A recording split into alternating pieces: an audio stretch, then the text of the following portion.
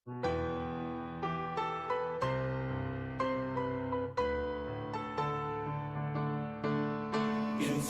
Indonesia senantiasa menjunjung tinggi integritasnya, bekerja sungguh-sungguh dengan semangat profesionalismenya, utamakan keluhuran budi, amalkan ilmu dengan kompetensi, berikan yang terbaik, selalu yang terbaik sebagai karya baktimu.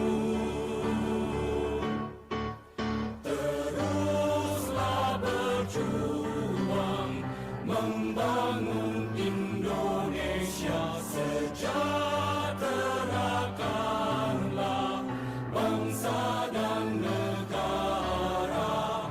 PII Persatuan Insinyur Indonesia. Insinyur Indonesia senantiasa menjunjung tinggi integritasnya, bekerja sungguh-sungguh dengan semangat profesionalismenya, utamakan keluhuran budi, amalkan ilmu dengan kompetensi, berikan yang terbaik, selalu yang terbaik sebagai karya baktimu. Teruslah berjuang membangun Indonesia, sejahterakanlah bangsa dan negara.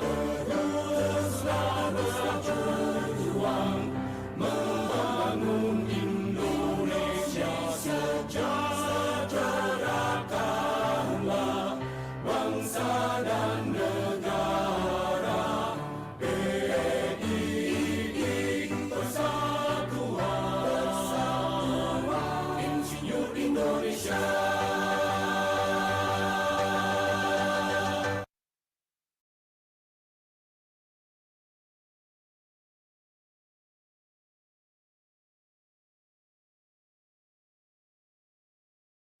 Selamat sore teman-teman semua. Sore ini ada 25 ya yang hadir sore hari ini merayakan tahun baru bersama FIMPI Jateng. Iya, ini di kolom chat udah ada ya. Yogyakarta hadir, Kudus hadir, Bantul hadir. Oke. Teman-teman semua di sini yang bisa on cam boleh on cam ya, biar kita bisa saling menyapa, saling kenal, dan saling bertatap muka. Oke. Selamat datang kepada teman-teman semua di acara JET5 ya, oleh FIMPI Jateng, dengan tema aplikasi teknologi geospasial untuk dokumentasi dan analisis terkait pelestarian cagar budaya. Oke, nah sebelum kita mulai acaranya, mari kita dengarkan sambutan dari Mas Niharul Anas selaku Sekretaris dari FIMPI Jateng. Sebelum mendengarkan sambutan, mari kita kenal dulu sosok Mas Niharul Anas ini siapa sih? Oke, mungkin boleh di-share screen untuk CV-nya.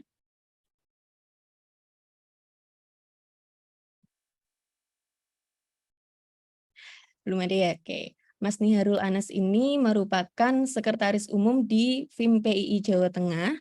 Beliau menempuh pendidikan S1 di Universitas Diponegoro, jurusan Ilmu Kelautan pada tahun 2008, kemudian melanjutkan studi profesi keinsinyuran pada tahun 2021 di Universitas Diponegoro. Beliau sendiri memiliki experience di bidang QHSE Management, ini sudah banyak sekali ya Mas ya. Ada dari PT Indotama Mahesa Karya, PT Sinar Rekayasa Teknik, PT Dua Putra Utama Makmur, PT Graha Teknologi, PT Pura Barutama, dan yang terakhir ini sampai sekarang beliau di bidang QHSE Management System di PT Raihan Teknik Utama. Selanjutnya, slide 3. Ya, untuk achievement-nya, ini ada banyak sekali ya teman-teman seperti yang tertampil di layar kita semua. Ini lolos CMS High Risk PT Cikarang, Listrindo Energi, dan sebagainya.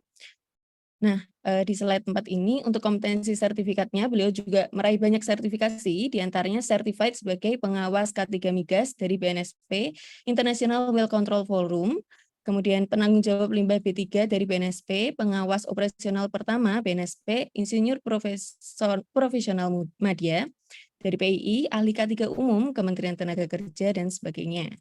Nah, sekarang langsung aja mari kita dengarkan sambutan dari Mas Niharul Anas selaku Sekretaris FIM PII Jateng. Monggo Mas. Halo, ya, suara saya kedengeran nggak, Mbak Prim? Kedengeran. Oke, Bismillahirrahmanirrahim. Assalamualaikum warahmatullahi wabarakatuh. Selamat sore, salam sejahtera untuk kita semua. Yang pertama, Mas Ivan. Tadi saya lihat Mas Ivan online. Mohon izin ya, Mas Ivan, saya membuka sambutan untuk acara webinar yang kelima ini. Gitu. Mohon izin ya, Mas, sama Mas Adita juga ini. Jadi Ketua FIM Jawa Tengah, FIM PII Jawa Tengah diketahui oleh Insinyur Andika Pradivan alias Mas Ivan. Beliau adalah ahli di bidang teknik lingkungan. Kemudian wakil dari FIM PII Jawa Tengah ada Mas Dr. Agriculture Insinyur Adita Probokusumo. Wah, panjang sekali ya. SP MSc IPM kalau nggak salah. Benar ya Mas Adita ya? Sampai lupa saya. Oke, baiklah. Saya ucapkan selamat datang kepada teman-teman yang sudah meluangkan waktunya untuk mengikuti webinar ini pada sore hari ini. Jadi webinar pada sore hari ini adalah webinar kami FIM Jawa Tengah yang kelima. Jadi webinar ini adalah serangkaian untuk memperingati ulang tahun FIM yang pertama. Jadi untuk memperingati ulang tahun FIM yang pertama itu kita FIM PII Jawa Tengah membuat acara yaitu namanya Jateng Engineering Talk. Nah, ini adalah salah satu rangkaian dari untuk memperingati ulang tahun FIM PII yang pertama. Tema webinar pada sore hari ini mengenai aplikasi teknologi geospasial untuk dokumentasi dan analisis terkait pelestarian cagar budaya. Gampangnya gini, kalau misalkan kita ngomong teknologi geospasial itu yang paling mudah dan yang paling sering kita gunakan, sesimpel itu adalah kalau kita menggunakan map di ponsel. Kita mau cari lokasi, kemudian kita mau menuju ke suatu tempat, kita menggunakan map yang ada di HP kita, itu adalah sistem informasi geospasial yang paling sederhana. Nah, di sini kalau mau kita mempelajari lebih dalam mengenai ilmu atau teknologi mengenai geospasial ini, maka akan banyak kegunaannya. Salah satu yang pernah saya gunakan untuk SIG ini adalah pemetaan ekosistem bakau di Sumatera dan di Cilacap Segara Anakan. Dan yang sekarang pun saya juga masih pakai SIG ini untuk memetakan sebaran tanah atau pembagian tanah, kepemilikan tanah di desa saya. Itu yang sedang saya create sekarang. Jadi based on-nya adalah teknologi geospasial ini. Jadi teknologi geospasial ini sangat luar biasa imbasnya atau kegunaannya di kehidupan kita sehari-hari. Nah, nanti untuk tema pada sore hari ini mengenai aplikasi teknologi geospasial untuk dokumentasi dan analisis terkait pelestarian cagar budaya. Ini nanti adalah aplikasi yang untuk lebih memudahkan kita dalam mengidentifikasi mengenai pelestarian cagar budaya dan agar lebih mudah untuk memvisualisasikannya. Jadi orang yang tidak tahu sekalipun ketika melihatnya, oh ini maksudnya. Nah, itulah kenapa aplikasi ini akan di-sharingkan oleh salah satu anggota terbaik FIM Jawa Tengah, yaitu adalah Mas Anindya Sri Chandra Prasidya, Sarjana Teknik, Magister Engineering. Nah, kedepannya FIM juga membuka untuk teman-teman semua jika ingin sharing gitu kan, atau ada yang mau ditanyakan kepada kami, bisa langsung join ke Instagram kami, follow Instagram kami di @vimpiijateng, dan subscribe juga untuk channel YouTube kami di VimPI Jateng. Nah, nggak panjang lebar saya sambutannya, nanti kepotong untuk presentasinya Mas Anindya. Nah, takutnya begitu serunya presentasi beliau malah saya yang sambutannya kelamaan. Jadi kebetulan hari ini juga Mas Ivan selaku ketua juga sedang ada kepentingan. Walaupun dia online, kayaknya dia juga online karena sibuk, jadi dia online. Karena dia sibuk, kemudian mungkin ada waktu sedikit, makanya dia bisa masuk online sebentar. Jadi bersama ini saya membuka webinar Jateng Engineering Talk yang kelima dengan tema aplikasi teknologi geospasial untuk dokumentasi dan analisis terkait pelestarian cagar budaya, dengan membaca basmalah. Bismillahirrahmanirrahim. Acara webinar Jateng Engineering Talk yang kelima ini saya buka. Selamat mengikuti webinar sore hari ini. Semoga ilmu yang dibagikan bermanfaat dan membuka wawasan kita semua. Terima kasih. Wassalamualaikum warahmatullahi wabarakatuh. Iya, terima kasih Mas Anas buat sambutannya yang super keren banget ya. Nah, langsung tanpa basa-basi, ini udah hadir bersama kita Mas Anindya. Sebelum kita ke Mas Anindya, kita kenalan dulu nih, siapa sih Mas Anindya ini, ya kan? Oke, kita kenalan dulu.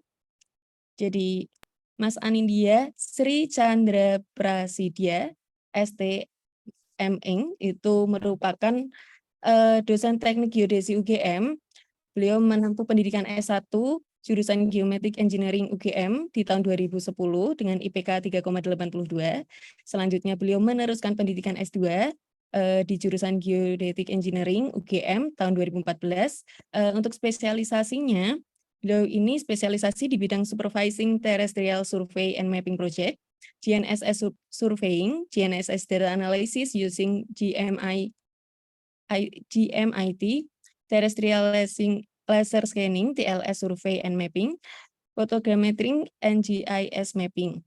Nah, untuk selanjutnya, sertifikasinya, ini beliau ada 4 sertifikasi. Yang pertama, Certified Indonesian PNSP yang spesialis Survey and Mapping Supervisor, Trainer on the Human Resource Capacity Building for Operation and Maintenance Officer, Trainer on Training on GNSS Application for Survey and Mapping, Trainer on Survey and Mapping Basic for Mine Surveyor.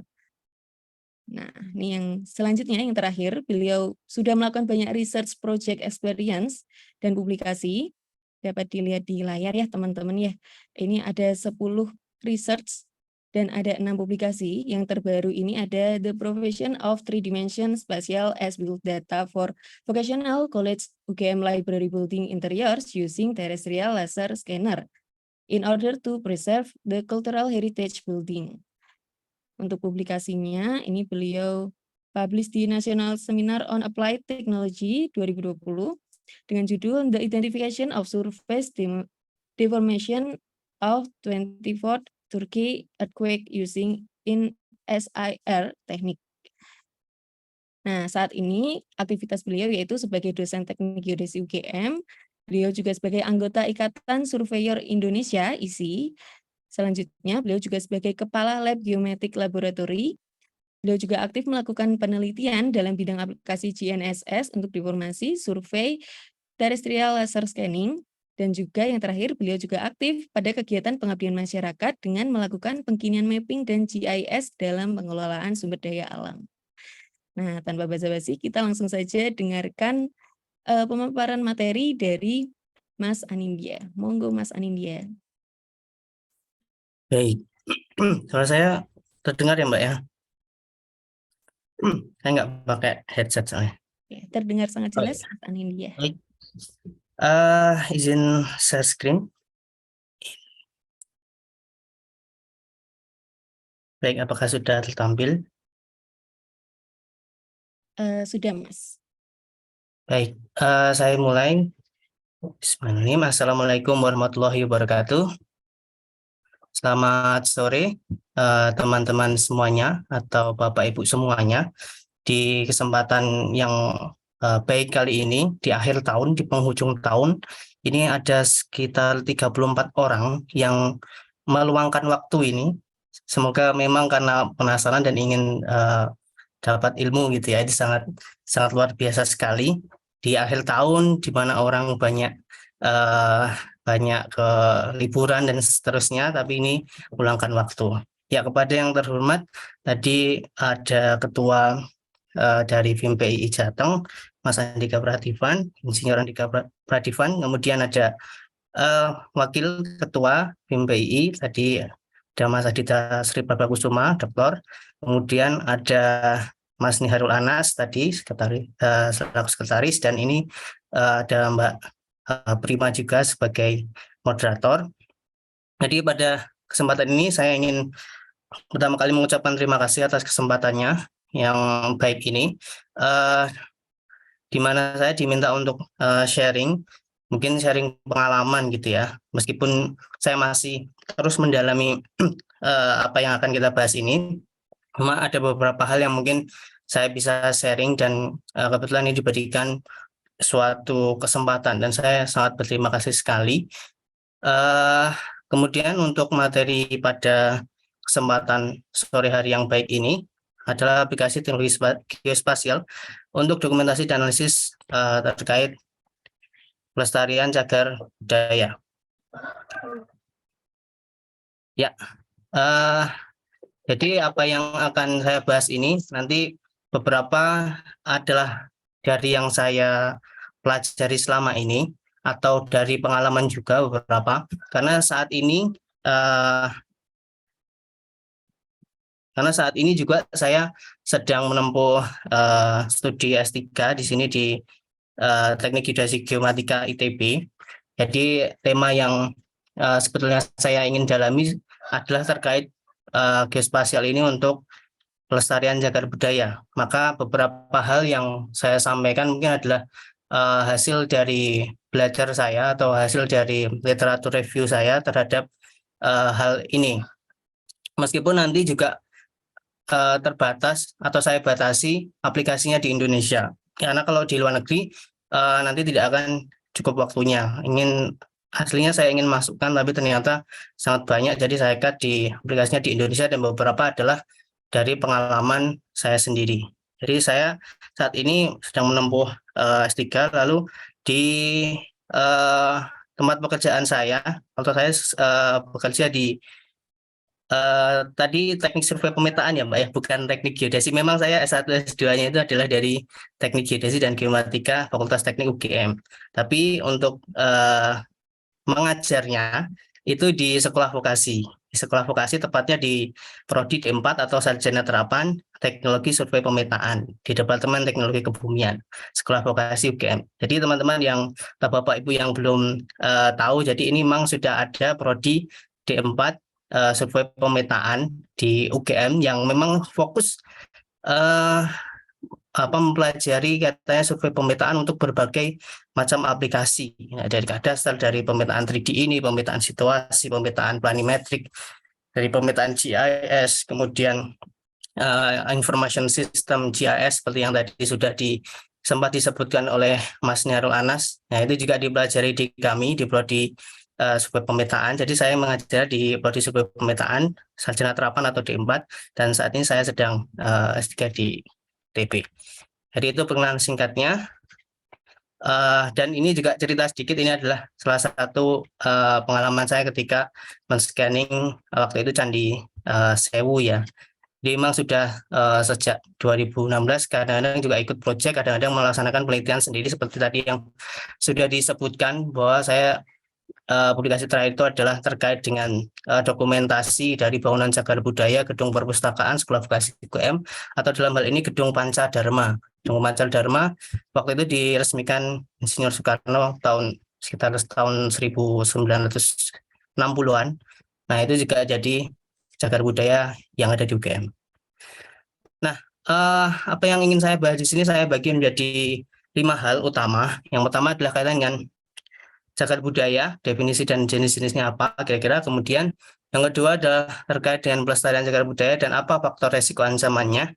Kemudian teknologi geospasial, apa yang kiranya bisa berperan di dalam pelestarian itu. Kemudian tren di Indonesia kira-kira seperti apa? Atau publikasi-publikasi terakhir seperti apa? Sudahkah seperti di luar negeri atau sejauh mana? Nah, itu yang nanti akan kita bahas. Termasuk nanti juga ada sedikit pengalaman dari saya ketika menangani beberapa penelitian dan proyek terkait dengan ini. Kita mulai dengan definisi cagar budaya. Ini saya ambilkan dari Undang-Undang 11 tahun 2010 tentang cagar budaya, bahwa cagar budaya sendiri sebetulnya adalah warisan budaya yang sifatnya tangible atau mudahnya dalam bersifat kebendaan, bisa diraba, bisa disentuh. Jadi tangible. Warisan budaya yang sifatnya kebendaan, yang bentuknya bisa berupa benda, staff ya. Di sini saya artikan staff, tapi sebetulnya di undang-undangnya disebutkan benda. Benda, kemudian ada bangunan, ada struktur, ada situs, ada kawasan, region kawasan, yang sifatnya bisa berpindah maupun tidak bisa berpindah, yang bisa berlokasi di darat maupun dan atau di bawah laut. Nah, nanti ada juga cagar budaya yang dia letaknya di bawah laut. Yang itu perlu dilestarikan karena punya pertama nilai sejarah, kemudian nilai untuk ilmu pengetahuan, kemudian untuk edukasi, untuk keagamaan, dan untuk kebudayaan itu sendiri. Meskipun demikian, itu harus secara legal didaftarkan di pemerintah Indonesia. Jadi tidak hanya, oh ini tua nih, ini berarti cagar budaya, tidak, tapi harus terregistrasi. Kalau di letaknya di Indonesia, maka harus diregistrasikan. Nah, kalau World Heritage sendiri, menurut UNESCO itu sudah jelas ya. Jadi adalah suatu tanda di manapun di lokasi di permukaan bumi ini yang mempunyai, nah ini poin yang penting, outstanding universal value to humanity. Jadi punya nilai yang luar biasa untuk kemanusiaan, yang bisa itu budaya, sejarah, saintifik maupun yang lainnya. Dan itu terdaftar, sekali lagi terdaftar di World Heritage List yang dimiliki oleh UNESCO. Kemudian apa saja jenis-jenisnya, seperti yang di awal tadi disebutkan, ada terbagi dua. Cagar budaya ada yang tangible, ada yang, kalau cultural heritage, kalau warisan budaya itu masih umum, itu masih ada dibagi tangible dan intangible. Kalau tangible, kebendaan, itu sudah masuk kategori cagar budaya, karena cagar budaya itu wujudnya benda seperti itu. Kemudian ini ada yang bentuknya benda, kemudian bangunan, kemudian struktur, situs, dan kawasan. Nah, benda ini yang intinya dia itu hasil produk manusia. Misalkan kita tahu ada seperti misalkan ulekan ya, atau dulu ada alat masak ya, kemudian yang dari batu dan seterusnya. Nah, itu benda. Kemudian ada bangunan. Nah, ini kaitannya dengan memenuhi kebutuhan ruangan untuk manusia. Biasanya ada temboknya seperti itu, biasanya dengan atau tanpa di atapnya. Kadang-kadang punya atap, kadang-kadang tidak. Nah, ini yang paling banyak ya, bangunan cagar budaya yang wujudnya bangunan, yang ini yang paling banyak. Kemudian ada struktur, ini juga hampir sama, tapi ini bedanya dia terintegrasi dengan alam sekitarnya dan memfasilitasi, mengakomodasi kebutuhan manusia gitu ya. Jadi wujudnya seperti struktur gitu, yang tidak terlalu menyerupai bangunan, tapi itu sebetulnya adalah struktur. Kemudian situs, nah ini suatu lokasi yang memiliki entah itu benda, entah itu bangunan, entah itu struktur ya, yang itu adalah hasil dari aktivitas manusia. Nah, ini misalkan situs Gunung Padang gitu ya, yang terkenal, yang itu wujudnya reruntuhan-reruntuhan. Nah, itu situs, salah satu jenis situs gitu ya, cagar budaya. Kemudian kawasan. Kawasan ini dia punya beberapa kombinasi dari yang di atas tadi, entah itu ada bangunan dalam satu kompleks, ada beberapa bangunan ya, atau misalkan candi, di satu kompleks itu ada banyak candi. Contohnya di kawasan kompleks Candi Prambanan itu ada Candi Prambanan sendiri, Candi Sewu, Candi Sambisari, Candi kawasan, dan yang di sekitarnya itu. Nah, itu masuk dalam kawasan cagar budaya. Kemudian yang intangible ini dimasukkan seperti bahasa, kemudian tarian, kemudian wujud ekspresi, ya, kemudian representasi pengetahuan dan yang lain-lainnya, yang itu sifatnya tidak terlihat, seperti juga resep, ya, resep masakan Padang misalkan, atau resep yang lainnya itu juga cagar budaya tapi wujudnya tidak benda, yang itu tidak bisa diraba, namun itu sebetulnya ada gitu ya. Dan mungkin batik juga ya, teknik untuk membatik itu mungkin juga bisa didaftarkan. Kemudian, nah ini beberapa contoh, kita lihat gambar-gambarnya saja. Ini bangunan, kemudian ini tadi adalah struktur, ya, ini situs. Situs itu biasanya kayak situs pemandian, itu juga ada di Yogyakarta, selatnya ada situs itu juga. Kemudian kalau kawasan ini ada beberapa, dalam satu kompleks ada beberapa cagar budaya. Kalau benda itu yang bisa dipindahkan, makanya tadi sifatnya yang bisa dipindahkan dan yang tidak bisa dipindahkan. Ini contoh-contohnya, ini ada banyak ya, ada Kantor Pos Besar Bandung, kemudian Borobudur, kemudian Candi Gedongsono, Candi Prambanan, Keraton Surakarta, masuk Keraton Yogyakarta, Keraton Kasepuhan, ya, Mangkunegaran, ya, kemudian Keraton Pakualaman dan seterusnya. Atau itu juga ada Benteng Frederik, Benteng Van der Wijk dan macam-macam ya. Jadi ada banyak bentuk. Nah, kemudian pertanyaan selanjutnya, kalau kita sudah tahu cagar budaya, pertanyaannya adalah kenapa itu penting sih, atau kenapa itu harus dilestarikan seperti itu. Nah, ini saya sarikan dari beberapa sumber, ini kebetulan belum saya cantumkan semuanya sumbernya. Jadi alasan utamanya adalah, pertama, itu ada urgensi keberadaan. Tadi sudah disebutkan di undang-undang bahwa dia punya nilai signifikan, arti penting, dan ada identitas di dalamnya yang itu penting untuk kemanusiaan, ya, untuk tidak hanya bangsa tapi kemanusiaan secara umum bagi dunia. Kemudian yang kedua adalah kenapa dia harus dilestarikan, karena dia tadi punya nilai, arti penting, dan identitas yang ini tuh harus dijaga, ini jangan sampai hilang gitu ya. Kalau ini hilang, anak-anak kita mungkin sudah tidak lagi menemui, kalau misalkan oh kita itu ternyata punya loh candi yang dibangun dalam semalam misalkan, atau candi yang punya gaya arsitektur yang luar biasa tanpa ada struktur penyangganya misalkan, tanpa ada balok tiangnya tapi bisa berdiri. Nah, itu kalau tidak ada wujudnya, kadang-kadang itu akan menyebabkan anak-anak kita akan hanya bertanya-tanya, mana atau ini cerita aja kok tapi nggak ada wujudnya. Nah, makanya karena itu di sini itu perlu dilestarikan. Ya, dan biasanya karena ini sudah dibangun dari masa lampau, maka sifatnya biasanya tua, rapuh, dan dia sifatnya sudah ada. Bukan yang akan dibangun bukan cagar budaya, tapi kalau yang sudah ada, yang sudah lama, itu cagar budaya. Dan dia biasanya langka, tidak umum, dia bentuknya kompleks dan unik, kemudian gaya arsitekturnya biasanya spesifik, punya gaya arsitektur tersendiri biasanya. Yang candi-candi di Jawa mungkin akan beda dengan candi yang ada di India sana. Mungkin kan punya juga di sana.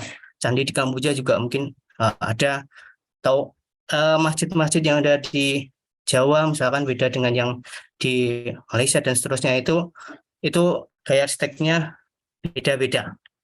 Yang lainnya kenapa perlu dilestarikan, karena ini juga jadi amanah dari nasional dan global melalui UNESCO, dan juga fokus dari SDGs 11 tahun nomor 11.4, promote and safeguard World Cultural and Natural Heritage. Kemudian ada undang-undang, dan juga ada yang terbaru dikeluarkan Permen PUPR. Jadi ini menegaskan kembali bahwa Indonesia punya concern untuk pelestarian cagar budaya ini. Ya, bahkan sudah ada permen yang sangat teknis mengurusi tentang cagar budaya ini. Nah, apa kemudian tujuan utamanya kenapa kok harus dilestarikan adalah sustainability atau keberlanjutan. Jadi keberlanjutan dari cagar budaya agar bisa bertahan selama mungkin dan bisa dinikmati sekarang maupun masa yang akan datang seterusnya selama-lamanya. Seperti yang di Eropa itu ya, kalau kita tahu di Inggris ataupun di Jerman dan yang lain itu kan kotanya itu bukan seperti kota di kita. Kotanya kan dia sangat seperti zaman dulu gitu. Kalau kita berjalan-jalan di sana itu kotanya akan seperti kota zaman dulu. Kenapa? Karena dijaga ratusan tahun, itu dijaga betul-betul. Makanya di sana isinya cagar budaya semua. Dan juga di Italia ya. Makanya kalau saya membaca paper seperti itu, pasti nemunya di Italia gitu. Cagar budaya di Italia, cagar budaya di Jerman dan seterusnya. Karena di sana ya memang cagar budaya semua isinya. Karena kotanya memang isinya seperti itu. Ya, cagar budaya. Tujuannya adalah keberlanjutan selama mungkin. Kemudian hal-hal yang perlu dipertahankan dari suatu cagar budaya. Di situ bisa dari sisi nilai, arti penting, dan identitasnya. Kemudian keberadaannya secara fisik, keberadaannya kita bisa lihat. Nah, itu kan ada gitu. Dari siapanya fisik, ya. Kemudian struktur, fasad atau rupa, dan juga lingkungan yang sekitarnya yang mendukung. Dan poin kritisnya adalah unsur originalitas harus dipertahankan, tidak dibiarkan terbengkalai, kualitas existing harus dijaga dan dirawat, ditingkatkan kalau bisa, dijauhkan dari ancaman kerusakan ya, supaya lestari kan harus dihindarkan atau sudah disetting agar aman dari kerusakan atau ancaman kerusakan. Kemudian jika rusak dikembalikan kondisinya, ini artinya dipugar. Nah, kalau sudah stabil itu boleh ditingkatnya dimanfaatkan, dibuat wisata, ya, dibuat kawasan wisata, kawasan prioritas, misalkan seperti Borobudur kemarin ya naik sekian ratus ribu ya, dijadikan daerah prioritas atau kawasan prioritas. Nah, itu ketika sudah kelestariannya itu sudah establis. Makanya salah satu nanti contoh yang paling banyak dibahas ini adalah Borobudur, karena di sana risetnya udah maju, banyak proyek yang dilakukan. Kalau yang cagar budaya lain rata-rata masih tertinggal dari Candi Borobudur. Di pelestarian sendiri, ini adalah upaya dinamis mempertahankan cagar budaya, keberadaannya dan nilainya. Ini seperti yang saya tuliskan ya, nilainya dan keberadaannya. Dan itu dengan cara melindungi, penyelamatan tadi ya, kalau dia tidak dibiarkan terbengkalai itu berarti penyelamatan. Kemudian pengamanan. Nah, ini kalau ada bahaya di sana maka dijauhkan dari ancaman kerusakan, dan zonasi juga termasuk pengamanan. Kemudian pemeliharaan, kualitas existing dijaga dan dirawat, ini pemeliharaan. Kemudian pemugaran ini kalau dia rusak maka dikembalikan kondisinya dengan mempertahankan unsur originalitas. Maka ini titik kritis, kalau yang saya pahami titik kritis pelestarian dari undang-undang ini. Dan kalau sudah baru dikembangkan dan dimanfaatkan. Kemudian dimulai dari mana pelestariannya? Mesti akan gitu ya. Nah, kalau dari amanah undang-undang ini yang saya coba pelajari di sana, dari pasal yang satu ini tadi, ini pasal 1. Kalau dilihat dari yang lain, melindungi misalkan, ya, di sini dia diawali dengan pendokumentasian sebelum kegiatan dilakukan. Kemudian di pasal 76 juga muncul lagi setelah ini kalau ingin dilakukan pemeliharaan, maka itu harus boleh dilakukan setelah lebih dahulu didokumentasikan. Pasal 78 juga mengatakan harus dokumentasikan dulu, dan yang pasal 85 juga. Dan bentuk-bentuknya macam-macam ya, bisa orientex, grafis, audio, video, foto, dan gambar. Nah, ini dipertegas lagi di Permen PUPR 19 tahun 2021 tentang penyelenggaraan bangunan gedung cagar budaya. Jadi kenapa ini masuk PUPR? Karena ini ada bangunan tadi, wujudnya bangunan, maka itu ranahnya PUPR. PUPR mengeluarkan aturan ini. Dan apa yang saja yang didokumentasikan, di sini ada saya bagi semantik dan juga data geometrik. Data geometrik di sini bentuknya bisa pengambilan foto dan video dulu, keseluruhan kompleks, komponen bangunan, tapak, dan lingkungan. Kemudian dilakukan pengukuran ukuran tapak, topografi tapak, dana bangunan, ukuran ketinggian, detail komponen, detail ragam hias. Kemudian setelahnya digambar, setelah difoto, diukur, digambar. Bisa hasilnya denah blok, denah tapak, bangunan, potongan, dan seterusnya. Kalau yang satunya kaitan dengan data yang selain geometrik itu ada ini, ada data sejarah, arsitektur, arkeologi, ya, arkeologi bangunan, tapak, lingkungan, kemudian MEP ya, mekanikal, elektrikal, dan perpipaan. Kalau ada, ini di bangunan biasanya, dan material. Nah, itu dilakukan penelitian untuk memperoleh itu. Nah, kalau yang pasal 17 ayat 2 sini dilakukan identifikasi atribut fisik pendukung dan bukan pendukung. Dan ini untuk mengidentifikasi nilai penting dan arti khusus. Kemudian yang terakhir pendataan kondisi fisik. Ya, nah ini juga penting. Jadi tingkat kerusakan komponen itu dinilai, dilihat ya, kondisi pencahayaan, suhu, kelembapan, pertukaran udara di dalam dan di luar. Nah ini juga dilakukan pendataan. Jadi data-data ini nanti saling dikomplementasi atau saling digabungkan. Ada geometrik dan juga semantiknya. Itu nanti yang kemudian digabungkan untuk proses pengelolaan pelestarian cagar budaya yang lebih baik. Jadi dokumentasi ini yang mengawali.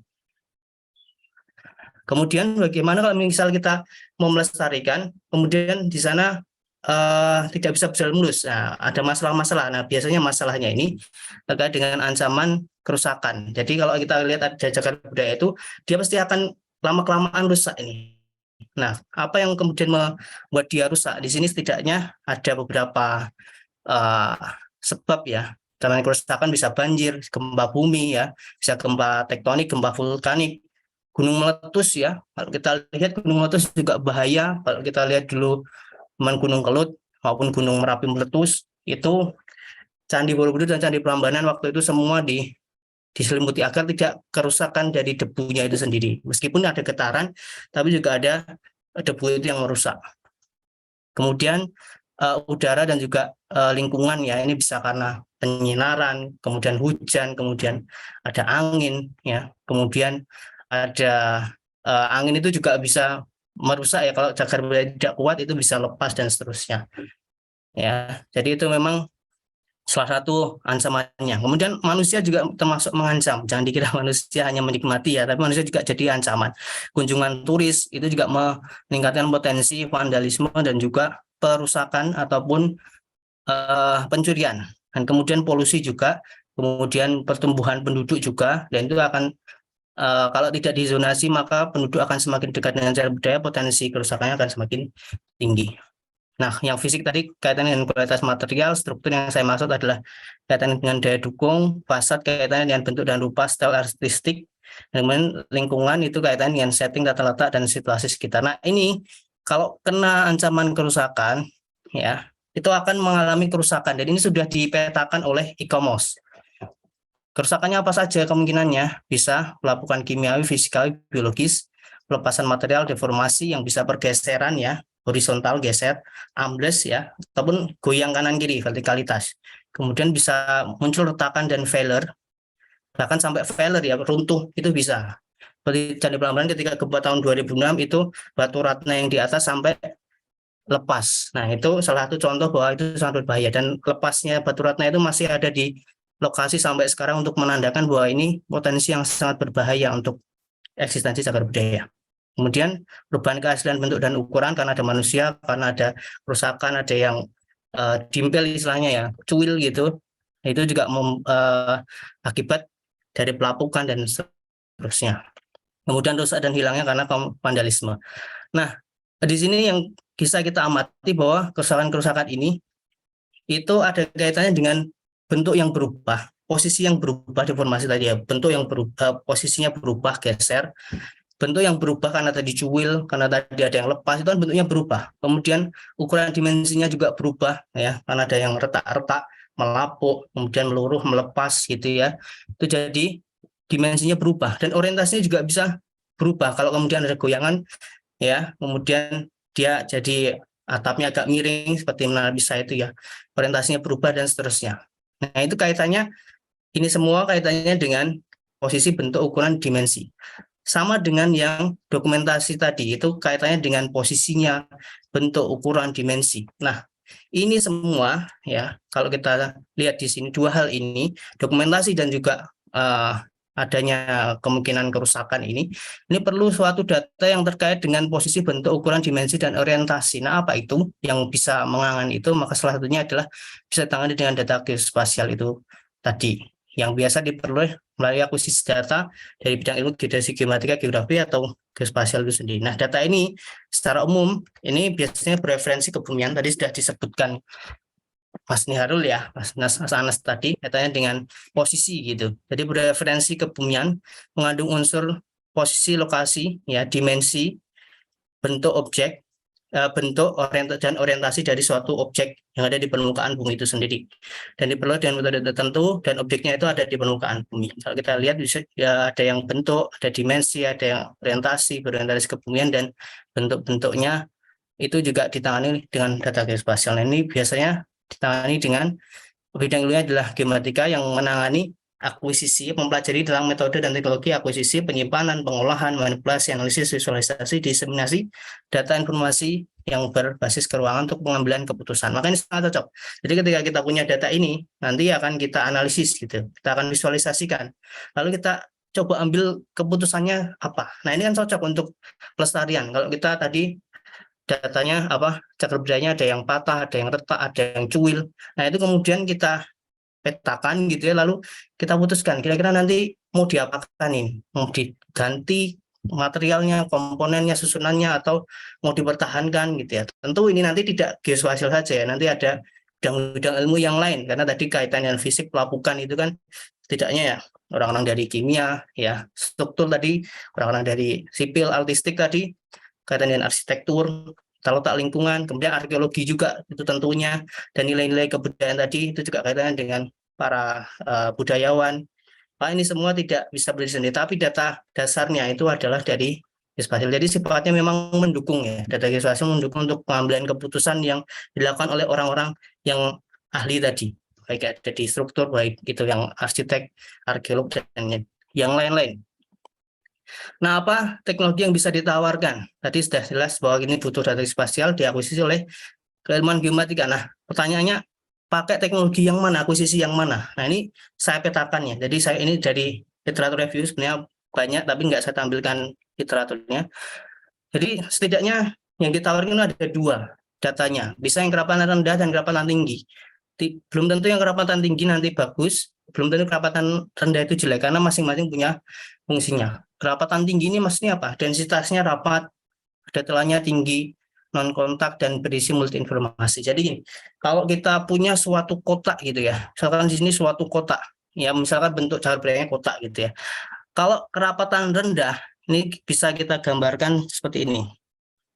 Ini cuma pojok-pojoknya saja yang diambil datanya. Nah, kalau kerapatan tinggi, maka setiap interval 1 cm misalkan itu diambil datanya semuanya. Jadi kita bisa bayangkan bahwa bentuknya akan terlihat. Tapi kalau 4 titik tadi tentu memang datanya ringan, tapi mungkin di antara tengah-tengah itu ada data yang penting, tapi itu tidak terekam. Nah, itu data kerapatan rendah dan kerapatan tinggi. Nah, kerapatan tinggi itu apa saja contoh datanya? Bisa point cloud. Point cloud itu ya titik-titik yang mengumpul banyak sekali, jadi seperti awan gitu. Karena saking rapatnya membentuk objek itu maka disebut seperti titik-titik yang menyatu seperti awan. Makanya situ disebut point cloud atau titik awan. Kemudian ortofoto, kemudian ada mesh ya, mesh bertekstur. Dan ini bisa dibagi dua, bisa diakuisisi dengan alat yang berbasis jarak, sensor aktif dan juga sensor pasif. Sensor aktif ini berarti alatnya menembakkan sinyal laser gitu, menembakkan pengukur gitu ya, sensor pengukur gitu. Kemudian yang satunya ini hanya menangkap pantulan cahaya kamera. Dengan kamera, jadi sensornya ya lidar dan kamera gitu ya. Lidar itu light detection and ranging, jadi menggunakan laser gitu ya. Kemudian ini bisa dipasang di wahana udara dan juga terestrial. Yang satunya bisa dipasang juga di aerial dan terestrial juga. Nah, kalau dipasang di aerial sini alatnya namanya drone lidar. Kalau terestrial ini nanti disebutnya terrestrial 3D laser scanner yang bentuknya seperti ini. Kemudian bisa mobile, bisa UAV photogrammetry kalau yang menggunakan kamera dipasang di pesawat. Kalau kamera tidak dipasang di pesawat, ditaruh di permukaan tanah, maka disebut terrestrial photogrammetry, nama metodenya. Kemudian kerapatan rendah sendiri, di sini densitas rendah, datanya hanya untuk titik yang ditentukan dahulu. Seperti tadi, kalau kita mau menembak 4 titik kotak tadi, maka kita tentukan dulu kita mau menembak 4 titik dulu. Kita mau ngambil data 4 titik itu dulu. Nah, kalau yang densitas rapat ini kita tembak semuanya, jadi nggak dipilih, maka di sini ditentukan dahulu. Informasinya XYZ dan juga deskripsi. Kalau sini tadi XYZ dan juga intensitas. Dan ini bisa secara terestris maupun secara terestris, bisa data yang diukur beda tinggi maupun sudut dan jarak, bisa manual, bisa digital. Alatnya nanti bisa ini automatic level untuk manual.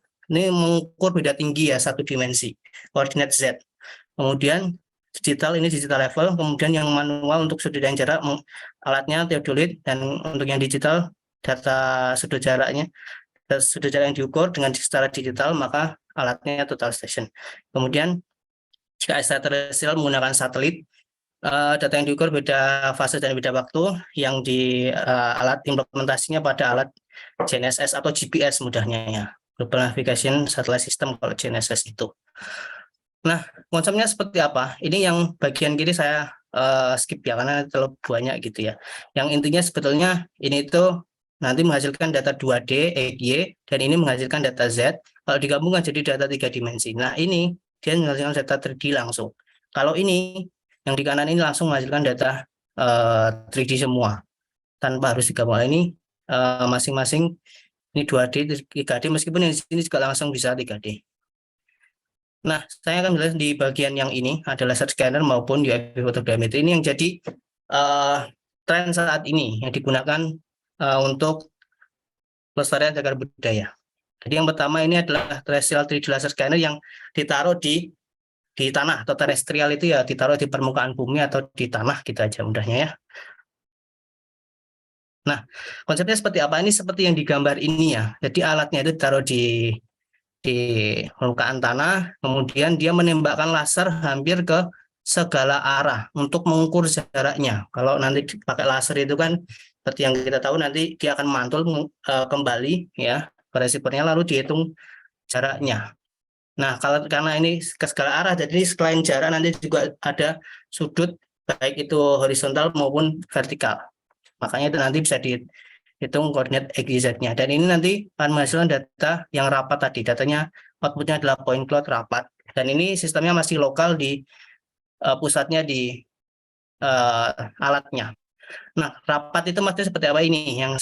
Seperti yang saya jelaskan tadi. Kalau kita pakai kerapatan rendah, kita akan menembak titik-titik yang pojok-pojoknya aja. Kalau yang ini dia ditembak semua dengan kerapatan tertentu yang kita tentukan. Bisa 1 mili, ya, ada yang bisa sampai 1 mili, ada yang 1 senti dan seterusnya. Nah, ini bisa.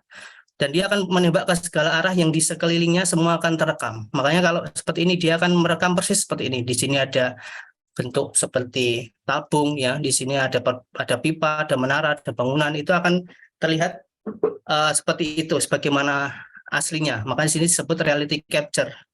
Reality capture seperti aslinya, nampaknya seperti aslinya, tapi dia akan nampak seperti sebatas yang dia nggak terhalang seperti itu. Jadi misalkan di sini, di belakang bangunan sini dia tidak akan diperoleh datanya, tapi yang di depan alat ini maka datanya akan terekam. Nah itu maksudnya seperti itu. Makanya untuk merekam satu lingkungan full atau satu bangunan full itu tidak bisa satu kali berdiri alat seperti ini. Nah ini konsep alat dari TLS itu sendiri. Ini tadi kadang-kadang tidak full ya, di sini horizontalnya bisa muter ke segala arah ke 360 full, tapi untuk vertikalnya kadang-kadang dia terhalang di bagian bawah alat seperti ini. Makanya 305, 310, kadang juga ada yang 270 gitu ya. Jadi atau 300 sekian ya.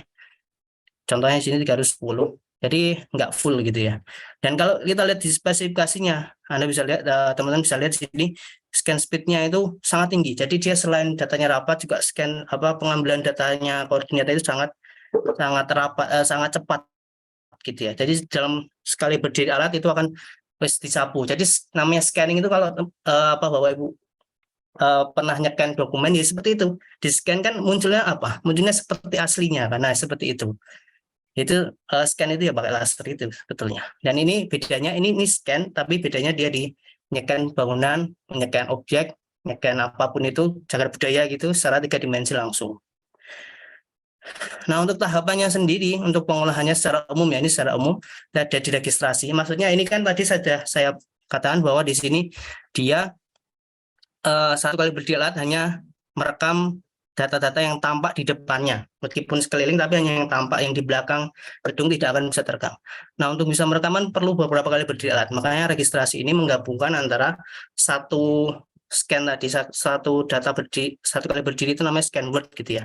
Satu scan word itu kan ada banyak, itu digabungkan jadi satu ya. Namanya registrasi. Kemudian difilter. Nah, difilter ini maksudnya kalau di situ ada orang, ada pohon, ada benda bergerak ya, misalkan ada orang lewat atau kendaraan yang mengganggu, itu bisa dihilangkan. Itu dengan ini namanya noise filtering. Kita hapus unwanted objek yang tidak perlu dihapus. Kemudian di georeferencing ini diajukan ke koordinat sebenarnya, mudahnya seperti itu. Kemudian selanjutnya diekspor. Nah, untuk registrasi ada beberapa cara ini ya, ada dengan target ya, kita bisa masang target-target, kemudian itu jadi titik kuncinya. Kalau kita ibaratkan itu seperti kancing baju gitu ya, kita punya area kanan dan area kiri. Nah, itu untuk bisa menggabungkan jadi satu, bisa menutup tubuh itu kan dijadikan satu. Nah, kancing itu seperti target. Kalau di sini dibarengkan target itu tadi, jadikan satu. Kemudian yang satunya surface base. Ini ketika kita alatnya itu mendeteksi ada kesamaan surface di sini, misalkan di sini kanan dan kiri, ini syaratnya dia harus overlap. Ya, makanya untuk penempatan alat harus ada overlapnya. Kalau dia mendeteksi ada overlap itu bisa jadikan satu. Algoritmanya namanya ICP, Iterative Closest Point. Tahun 92 yang ditemukan oleh Mekai, tahun 92. Kemudian ada feature based registration. Nah, ini mendeteksi bidang-bidang yang sama. Misalkan di situ ada bentuk bidang datar atau lengkungan, nah itu sama, itu diregistrasikan. Mungkin seperti itu. Kemudian selanjutnya ada fotogrametri. Nah, ini mudahnya menggunakan kamera untuk merekonstruksi 3 dimensi. Mudahnya ini kalau kita punya foto itu akan kita selain tahu posisinya di mana, letaknya di mana, itu juga akan kita tahu itu fitur apa. Nah, itu namanya semantik. Jadi selain kita tahu posisinya, kita tahu objek itu apa. Kalau kita lihat misalkan secara mata kasat, oh itu warna hijau, kemudian bawahnya ada coklat panjang gitu ya, kemudian itu hijau di atas, kemudian itu ada buahnya, itu kan kita pasti bisa menilai itu pohon. Nah, itu kamera itu seperti mata kita, itu intinya kita bisa mengenali objek itu apa, lalu posisinya di mana. Nah, itu kamera ini sebetulnya, atau fotogrametri ini sebetulnya tugasnya seperti itu, merekonstruksi objeknya ada di mana dan juga itu objek apa. Nah, kira-kira seperti itu, berbeda seperti mata kita. Kalau dibedah lagi nanti ada persamaan kolineritas, ini yang jadi kunci utamanya, bahwa dari kamera, kemudian yang bidang foto ini dan juga objek ini satu garis. Ini namanya persamaan kolineritas yang menghubungkan antara koordinat yang ada di permukaan bumi dan koordinat yang ada di objek. Nah, itu collinearity equation. Kemudian konsep lainnya yang dipakai di sini adalah overlapping image atau binocular stereo vision. Ini sama seperti ini ya. Jadi kita melihat kenapa kok kita bisa mendeteksi ini 3 dimensi, karena kita itu punya mata 2 gitu, kanan dan kiri. Nah, itu bisa menimbulkan kesan paralel atau kesan punya kedalaman. Karena kita melihat dari kanan dan dari kiri, maka kita tahu ini objeknya 3 dimensi seperti ini ya. Kalau kita melihat di sini, yang kanan gitu akan lihat bagian yang di samping, yang bagian kiri juga di sampingnya, jadi akan timbul kesan 3 dimensi. Nah, itu yang dilakukan oleh kamera. Makanya perekamannya tidak cukup dari satu kali jepretan kamera, makanya perlu dari kamera dipindah ke kamera yang lain dan seterusnya. Bisa nggak kalau kameranya langsung 2 memotret? Bisa. Nanti ada kamera yang wujudnya seperti itu, dipasang 2 langsung memotret, itu juga ada. Tapi biasanya kamera 1 dipindah dari beberapa posisi. Nah, ini diterapkan di Cagar Budaya juga untuk relief ini contohnya ya, dan juga stupa. Dan itu biasanya butuh jalur ya, jalur pemotretannya di mana. Nah, ini nanti rekonstruksinya dari objek itu, karena objeknya sama, kemudian posisi kamera yang berbeda, maka karena objeknya sama, posisi kamera berbeda, maka teknik fotogrametri ini akan bisa menentukan posisi kameranya di mana berdasarkan objek yang dipotret itu. Objek dipotret kan sama, laptop gitu, tapi dari kanan dan kiri. Nah, objeknya nggak bergerak kan, jadi kanan dan kiri, dia akan bisa menentukan, motretnya dari kanan dan dari kiri. Nah, itu teknik fotogrametri namanya. Mudahnya seperti itu ya. Kemudian ada orientasi kamera untuk mengkoreksi yang di bagian dalam dan juga attitude kamera, dia geleng kanan, geleng kiri, menghadap kemana, nah itu kamera. Kemudian yang teknik yang untuk melakukan rekonstruksi fotonya untuk menjadi 3D seperti ini yang kalau yang lama itu pakai bundle adjustment aerial triangulation ya. Kalau yang sekarang dengan structure from motion. Jadi Anda punya kamera yang low cost, Anda punya HP pun bisa difoto dari mana-mana, Anda bisa rekonstruksi ini dengan mudahnya karena ada namanya structure from motion ini. Temukan oleh Westopi ya. Westopi tahun 2012 kalau tidak salah. Nah, ini Westopi. Nah, tekniknya seperti ini kira-kira. Jadi pertama dicocokkan dulu kanan dan kiri, yang titiknya yang sama yang mana. Jadi satu lokasi difoto dari dua kedudukan, lalu dicocokkan kanan kiri yang sama mana fiturnya, lalu diekstraksi key point-nya, lalu diberikan deskriptor yang kiri kode sekian, kanan sekian, lalu dicocokkan. Nah, kalau dia konsisten seperti ini, ini di sini, ini di sini, di sini, ini ditemukan di sini, ini ditemukan di sini. Nah, nanti yang cross seperti ini dia akan ditolak. Jadi dengan adanya titik yang berkesesuaian di kanan dan di kiri, ini yang akan kemudian mengikat objek tadi, di type istilahnya, ditali atau digabungkan seperti itu. Lalu kemudian diaplikasikan SFM di sana untuk mengetahui nanti letak kameranya di mana ya, dan juga bisa mengenerate 3 dimensinya, namanya started from motion. Setelah dideteksi tadi, ini kemudian ditentukan posisi kamera di mana. Kalau sudah posisi kamera di mana, tentukan koordinatnya dengan collinearity equation tadi. Kemudian tambahkan dengan MVS, ya ini multi view ya, multi view stereo kalau tidak salah ya. Jadi itu memang untuk menghasilkan tadi mesh maupun ortofoto itu tadi, yang menghasilkan slide-nya point cloud itu. Ini contohnya, ini yang sudah di mesh, ini seperti ini ya. Dan ini yang sudah diberi warna, mesh yang sudah diberi warna seperti aslinya, karena kamera punya RGB ya, warna asli, maka ini bisa di drag, diberikan di mesh-nya itu. Kemudian yang terakhir LiDAR. Nah ini basic idenya sama seperti TLS tadi, hanya ini posisinya di udara seperti itu. Jadi pulsa ditembakkan, laser ditembakkan, lalu kembali, lalu nanti dihitung jaraknya berapa. Kemudian setelahnya dia akan menghitung ini posisi objeknya itu terletak di mana, mengacu terhadap posisinya saat itu, atau di sini GPS yang ada di ground gitu ya. Jadi komponennya ada GPS itu sendiri yang di ground maupun yang di pesawat atau drone ya, kalau konteksnya kita ini drone. Lalu ada EMU ini untuk gerakan pesawatnya, kan nggak selamanya stabil, ada angin dan seterusnya, bisa goyang kanan, goyang kiri, angguk depan, angguk belakang gitu ya. Nggak sampai joget gitu ya, nggak sampai. Kemudian ada LiDAR sensornya, kemudian aerial platformnya itu sendiri. Untuk pengolahannya secara umum sih, posisi yang ada di sini ini untuk mengkoreksi yang ada di pesawat. Lalu posisi pesawat ini jadi gini, setiap komponen ini letaknya nggak sama. GPS itu nanti bisa jadi di atas pesawat ya, EMU itu di bawah, LiDAR itu misalkan di kanannya gitu. Makanya jadi perlu posisinya dibawa dari situ, dibawa ke posisi yang pesawat digeser, makanya sini perlu shift ya, shift dan rotation. Dari EMU di posisi ya di GPS dibawa ke posisi EMU, dari EMU posisi ke LiDAR. Setelahnya posisinya akan bisa diketahui dari posisi LiDAR ini, dari titik senternya itu dari LiDAR ini, makanya di posisinya di shift dan di rotation, digabung jadi satu titik, satu data utuh, lalu bisa dilakukan analisis klasifikasi dan seterusnya. Nah kemudian kita masuk ke aplikasi. Waktu saya masih lama nggak ya Mbak ya? Masih sampai 16.50, habis itu kita sesi tanya jawab sampai 17.20. Ya, semoga masih semangat semua ya teman-teman. Nah, ini ternyata sudah sampai 70 orangnya. Waduh. Tadi baru 20-an ya pas mulai, sekarang sudah 70. Ya, selamat datang bagi teman-teman yang baru menyaksikan. Jadi itu. Jadi kenapa saya bahas tadi ada TLS, laser scanner yang terestrial. Kemudian ada fotogrametri tadi, dan terakhir ada LiDAR yang secara aerial ya.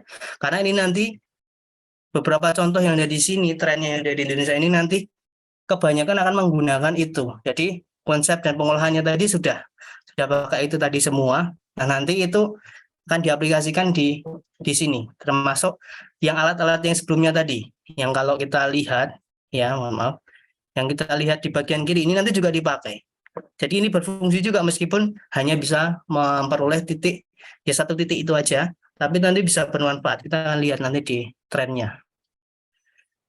Yang pertama nanti, ini yang pengalaman saya sendiri ya, Gedung Pancadharma, ya ini diresmikan tahun 1960 ya. Yang saya tempati ini Gedung Pancadharma sekarang ini. Kalau tidak tahu ini di posisinya di skip ya, atau Mirota kampus. Nah, di depan Mirota kampus ya di depan situ ada Gedung Pancadharma. Ada 5 gedung ya, makanya disebut Pancadharma. Dan itu yang menandatangani, yang meresmikan waktu itu saya melihat sendiri, memang yang menandatangani presiden pertama. Nanti yang saya lakukan adalah pemetaan hasil 3D, hasil 3D capture dengan TLS, dan saya kemudian berusaha memodelkannya. Kemudian yang kedua, Candi Prambanan, ini juga saya beberapa terlibat juga pemetaan 3D, pemantauan deformasi saya juga ikut di sana. Dan yang terakhir ini tidak saya jelaskan lanjut ya, game engine. Kemudian nanti ada Candi Borobudur. Nah ini yang paling banyak, kalau teman-teman lihat, ini paling banyak. Makanya tadi saya katakan bahwa Candi Borobudur itu bisa dikatakan untuk digitalisasi pelestarian cagar budaya ini sudah sangat bagus gitu ya kalau saya lihat, karena SDM-nya mumpuni gitu ya, kemudian risetnya, kemudian proyeknya yang terkait pelestarian itu sudah bisa dilihat, bisa dikatakan sudah lengkap gitu ya. tinggal dia mengaplikasikan itu untuk pelestariannya kira-kira berhasil atau tidak. Maka kalau kita lihat di sini yang fokusnya ke Candi Borobudur itu sangat banyak sekali, baik pemetaan 3D, pemodelan H-beam. Nah, kalau mungkin beberapa CET yang lalu itu membahas tentang BIM. Nah, di sini juga ada namanya H-beam atau Heritage Building Information Modeling ya. Ini juga ada H-beam karena untuk mengelola suatu bangunan mesti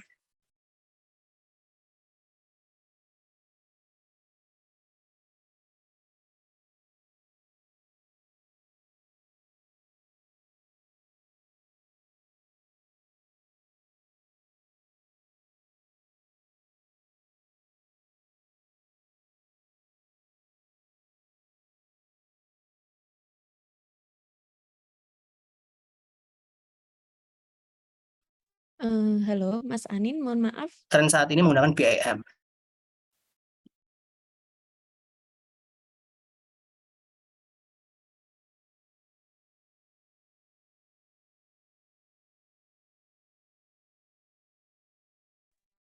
Mas Anindya, mohon maaf. Apakah terkendala jaringan?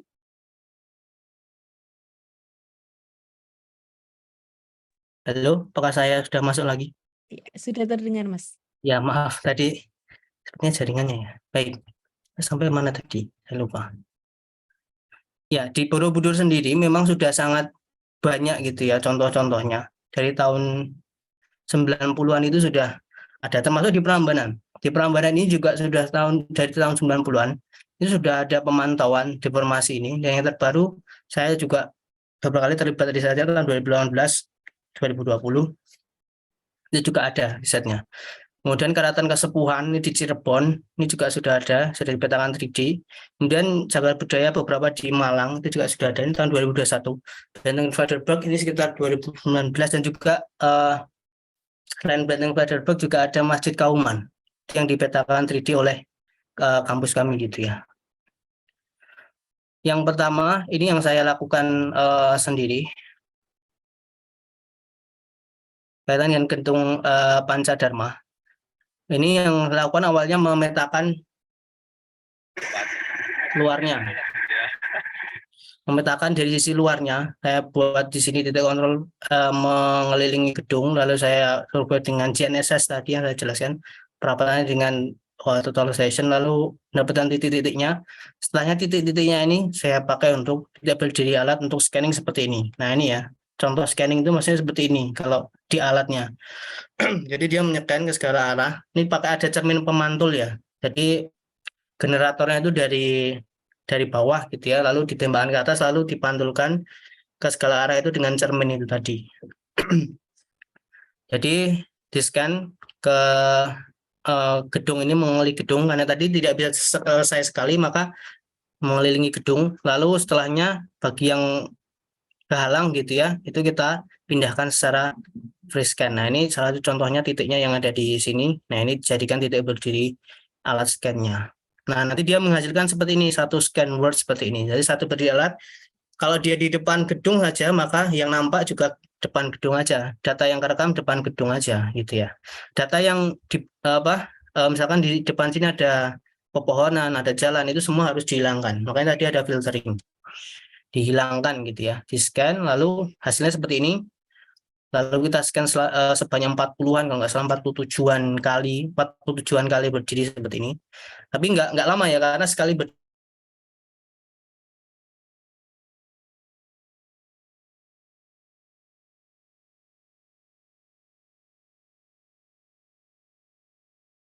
dilakukan pengolahan. Ini ya contohnya sebelum difilter itu banyak pepohonan, dan ini membuat pengolahan sangat berat. Maka ini kita hilangkan ini yang tidak diinginkan, gedung sebelahnya, pohon-pohon, kabel, antena pun kita hilangkan di situ, kita hapus. Nah ini yang posisi di atas gedung ini kita naik gedung ya waktu itu untuk menggabungkannya. Jadi difilter lalu jadilah seperti ini. Nah ini yang kita inginkan. Lalu setelahnya kami scan lagi di bagian dalamnya dengan tekniknya hampir sama, tapi kita beda jenis TLS ya. TLS-nya di sini kalau ini pakai yang range medium, kalau yang di sini pakai range yang rentang dekat. Jadi dia semakin dekat semakin rapat dan semakin bagus. Alatnya jenisnya lain.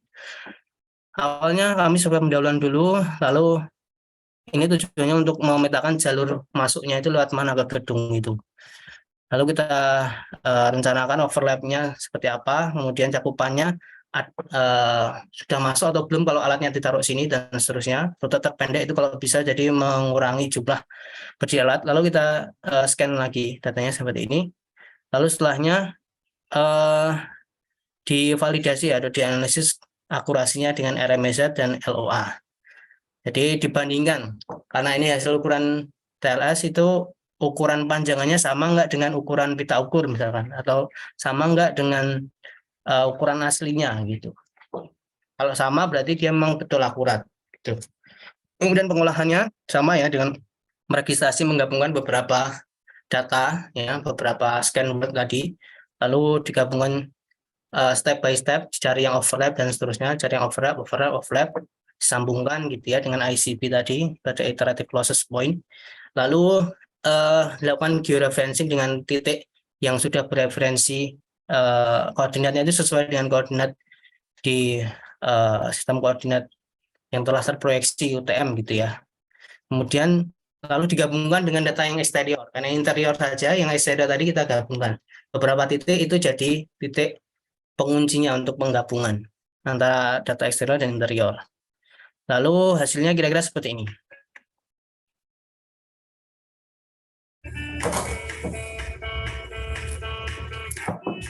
Mungkin saya percepat saja ya.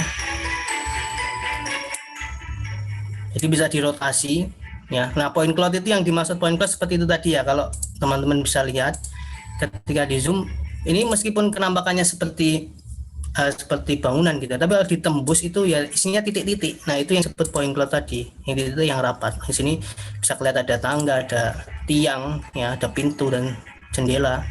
Ini bisa buat gambar potongan. Makanya cocok untuk tadi yang dokumentasi cagar budaya tadi, bisa buat gambar tapak, potongan dan seterusnya.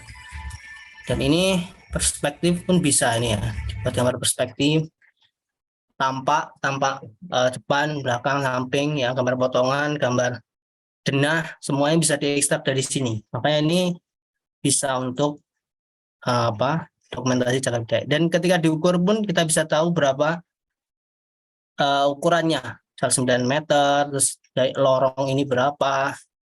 Nah, itu semua nanti bisa dibandingkan. Dan koordinatnya pun bisa kita pick ya, koordinat XZ-nya berapa. Nah, ini salah satu contoh ketika sudah digabung. Kemudian setelahnya di sini saya lakukan lanjutannya untuk membuat BIM. Jadi 2020 tadi interior, eksterior, lalu kemudian dilakukan modeling dan pembuatan jadi modeling dan pembuatan sistem informasinya untuk mengarah ke BIM tadi. Jadi di sini dimasukkan pertama memang dimodelkan dari bangunan secara umumnya dulu, tembok ya, kemudian titik-titik asnya ya, itu semua dimodelkan dulu yang umum dulu, lalu baru ruangan-ruangan ya itu dimodelkan, lalu aset yang ada di dalam ruangan, room asset, ada kursi, meja dan seterusnya itu juga dimodelkan. Nah, kalau ada misalkan jendela yang itu bentuknya unik, yang itu tidak ada di library gitu ya, library atau family yang ada di software itu biasanya ada family, ada objek library-nya. Kalau tidak ada itu harus kita modelkan dulu. Kemudian dimodelkan semuanya baik dalam, luar maupun isi dari ruangan itu. Nah, ini beberapa contohnya ya. Sambil saya play. Nah, ini hasil dari data TLS tadi, istilahnya kita digit gitu ya. Kalau bentuknya tiang tadi, tiang itu adalah balok, maka dari balok itu kita trace gitu dari atas ke bawah, dari bawah ke atas jadi tiang ya. Kemudian tembok itu ya balok, itu kita trace. Kemudian kalau asetnya itu ada tersedia di library, kita ambil. Contohnya kira-kira seperti itu. Selain geometri, enggak bisa play ya. Nah, Jadi kira-kira seperti itu. Jadi wujudnya seperti aslinya. Nah, tidak cukup sampai situ geometri saja, kita bisa mengekstrak seperti ini. Gambar tampak maupun gambar denah maupun gambar potongan itu bisa diekstrak semuanya, dan ukurannya bisa dicek juga ke lapangan itu betul atau tidak. Secara visual, baik secara visual maupun secara ukurannya. Dan tidak sampai situ saja, kita masukkan semantiknya, atributnya. Misalkan apa ya, misalnya kursi gitu. Kursi itu inventarisasinya kapan gitu. Kita masukkan kursi ini dibeli kapan, jenisnya apa, kayunya jenisnya apa, kapan inventarisasinya. Nah, itu nanti kita bisa reporting. Nah, itu kita bisa masukkan semantiknya itu, misalkan apa namanya, pintu itu kita bisa definisikan dengan door atau IFC door, namanya pakai library dari IFC, Industrial Foundation Class dari IFC. Kita definisikan IFC door, atau kalau tembok IFC wall. Nanti kita definisikan jenisnya IFC wall, lalu apa yang ada keterangan di situ, misalkan materialnya ini, kemudian ini tahun sekian, inventarisasinya sekian, itu bisa dimasukkan data-data keterangannya itu. Nanti kita bisa reporting. Nah, itulah secara umum gambaran dari BIM itu. Ini tuh ya, ini saya lanjutkan sedikit lagi. 5 menit ya. Jadi ini masih kalau ini di Prambanan, ini pemetaan situasi 3 dimensi yang pernah dilakukan dengan drone lidar ini, lalu ditambah dengan TLS juga sama. Nah, ini kira-kira bentuk hasil 3D-nya seperti itu. Dan kita buat jalur dulu untuk TLS-nya, lalu nanti kita gabungkan dengan data yang dari udara. Kemudian ini gabungan data dari udara yang bentuknya ada foto dan juga lidar. Hasilnya seperti ini kira-kira, yang kanan ini ortofoto dan juga bentuk 3D-nya. Nah, untuk selanjutnya yang deformasi ini banyak sekali pernah dilakukan di Candi Prambanan mulai tahun 99 ya sampai sampai terbaru yang ini yang kami lakukan. Ada alatnya, dari alat yang theodolit sampai berubah jadi totalization, sampai terakhir kami pakai yang digital semua, GNSS, digital level dan TS semua kita pakai. Ini beberapa contoh hasil penelitiannya, pergeserannya sekian ya, ini ya, di titik kontrol yang ada di tanah. Kalau yang terbaru kita pasang titik kontrolnya di fasad. Fasadnya kita pasangin, dan itu kita pantau pergerakannya mau diambles apa goyang kanan, goyang kiri, geser. Nah, itu kita pantau semua. Yang terbaru tahun 2020 dan diperbarui lagi kemarin 2022. Nah, Candi Borobudur ini juga sudah dipetakan 3D oleh Pak Denny Suwardi ini, dan juga dari pegawai Balai Konservasi Borobudur itu memetakan 3D ini menggunakan UAV, ada yang fixed wing, ada yang kopter, lalu tambahi dengan TLS kalau tidak salah. Nah, ini untuk memetakan dari LOD 0 yang dari pendetailan yang situasi sekitar, lalu LOD 1 yang penampakan dari atas seperti ini, LOD 2 yang lebih detail, sampai LOD 3 yang relief bisa tergambarkan. Jadi bisa memetakan multi skala atau multi resolusi dari atas, kemudian lebih dekat, semua dipetakan dengan teknologi geospasial. Lalu yang ini sudah dibuatkan BIM-nya juga. Kalau ini mahasiswa bimbingan saya waktu itu membuat BIM dari Borobudur seperti itu. Dia di sini menambahkan relief ini diberikan keterangan. Ya, keterangan ceritanya di sini relief awadana itu apa ya. Kemudian ini diberikan definisi IFC wall, lalu diberikan kode-kodenya. Nah, ini untuk dalam rangka membuat HBIM ya, metodologi kerja multidisiplin kolaboratif mengelola aset cagar budaya, mengkoordinasikan dan mengatur seluruh informasi terkait cagar budaya dalam informasi digital tunggal, dan orang-orang bisa berpartisipasi di dalamnya. Dan ini hasil reporting dari pemasukan data semantik. Jadi ini bisa dilaporkan ke pengelola. Ini juga dipantau deformasinya baik melalui GPS ya. Ini hasil pergeserannya sekian-sekian. Ini juga horizontal, secara horizontal, ini secara vertikal pergeseran. Jadi yang titik-titik yang tidak rapat tadi ternyata bisa berguna di sini ya, di pemantauan deformasi. Nah, ini juga dipantau dengan fotogrametri. Ini untuk titik-titik yang join atau sambungan yang ini dipantau dengan fotogrametri. Ini juga sudah dilakukan di Borobudur ya, tahun 2015. Kemudian ini yang di Kasepuhan Cirebon ini juga dipetakan multiskala multiresolusi juga oleh Multioso ini. Ya, Multioso ini di Insa Strasbourg Jerman ya kalau nggak salah. Tapi sering bekerja sama di sini di ITB juga. Ini skala stepnya dari yang umum kemudian mendetail ya ke lalu lebih dekat lalu sampai ke detail yang paling tinggi itu bisa melihat lekuan-lekuan yang ada di kolom ya, terus sepatu kolom ini namanya apa ya? Jadi seperti itu. Dan tidak hanya sampai situ, dia juga membuat HB modelnya lalu lebih lanjut dibuat virtual reality. Jadi bisa kita seakan-akan di dalamnya lalu berkeliling di dalamnya. Kemudian kalau di Malang juga ini sudah dibuat HBM-nya ada 6. Ini menggunakan metode scan to beam dari scan kemudian masukkan ke Revit lalu dengan Graphisoft ASCII ini ya untuk memodelkan baik yang tadi luar maupun komponen-komponen yang lebih detail seperti ini. Lalu asetnya juga. Kemudian dibuat mobile platformnya juga supaya bisa diakses tanpa komputer. Ini juga sudah sampai ke arah sana tahun 2021.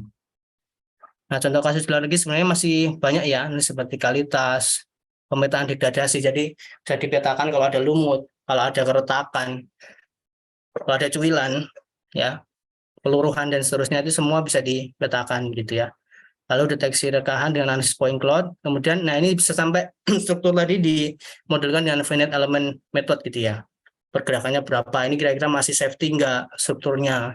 Ataukah harus diperkuat? Ataukah harus diruntuhkan mungkin ya? Itu dengan analisis finite element method. Di Indonesia kebetulan belum ada. Segmentasi klasifikasi point cloud dengan macam-macam termasuk machine learning dan deep learning untuk percepatan tadi. Jadi maksudnya itu kalau point cloud tadi kan banyak.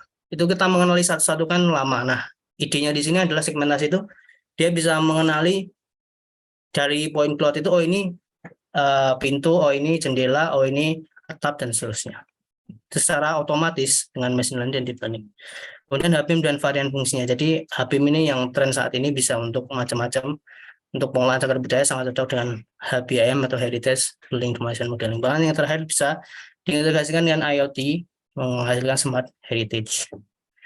Terakhir ini penutupnya ya. Sebetulnya ini yang merangkum dari tadi semua kira-kira posisinya geospasial itu dalam pelestarian itu apa aja. Jadi dari akuisisi data jelas, lalu menyimpan data menjadi satu database, lalu dokumentasinya ini secara digital. Kalau itu mau dibuat database-nya maka bisa secara digitalis single center menjadi HBM tadi. Nah, tidak cukup sampai situ, kita bisa menyediakan data dasar untuk analisis dan visualisasi untuk berbagai macam keperluan ini ya. Dan ini semua mendukung dari Undang-Undang 11 tahun 2010 yang di awal tadi, baik perlindungan, pengembangan, dan pemanfaatan. Jadi macam-macam ya, ini condition monitoring, security and zonation planning, protection planning, restoration dan retrofit, pemeliharaan, mitigasi bencana ya. Dan ini juga bisa untuk pendidikan, membuat AR, VR ya. Kemudian untuk mensimulasikan tourism flow, kemudian untuk manajemen fasilitas. Dan ini semua perlu kontribusi dari lintas bidang ilmu, arkeolog, arsitek ya, kemudian budayawan, sejarawan, structural engineer, ya, kemudian edukator dan lain-lain. Jadi kira-kira seperti itu saja yang bisa saya sampaikan.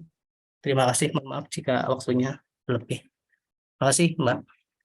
Ya, terima kasih Mas Anindya, keren banget tadi penyampaiannya sama materinya ya Mas ya. Oke, nah sekarang buat teman-teman nih yang misalnya ada pertanyaan, boleh monggo silahkan bertanya, raise hand, atau mungkin bisa di kolom komentar kalau malu-malu buat raise hand. Sudah ada pertanyaan, sekarang kita buka sesi tanya jawab ya teman-teman ya. Oh ya, buat teman-teman yang baru gabung acara sore hari ini, acara JET itu apa sih? Nah, jadi acara JET ini, Jateng Engineering Talks, adalah rangkaian acara dari FIM PII Jateng yang diadakan tiap minggu, semacam kayak sharing-sharing knowledge gitu, secara online dan free, jadi semuanya bisa ikut, yang fungsinya supaya kita itu bisa menambah pengetahuan kita dari berbagai bidang keilmuan di engineering ini, dunia engineering gitu.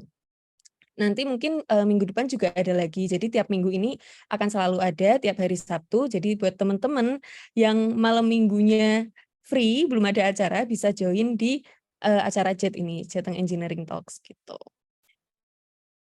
Oke, buat teman-teman yang lain ada pertanyaan atau enggak atau masih malu-malu?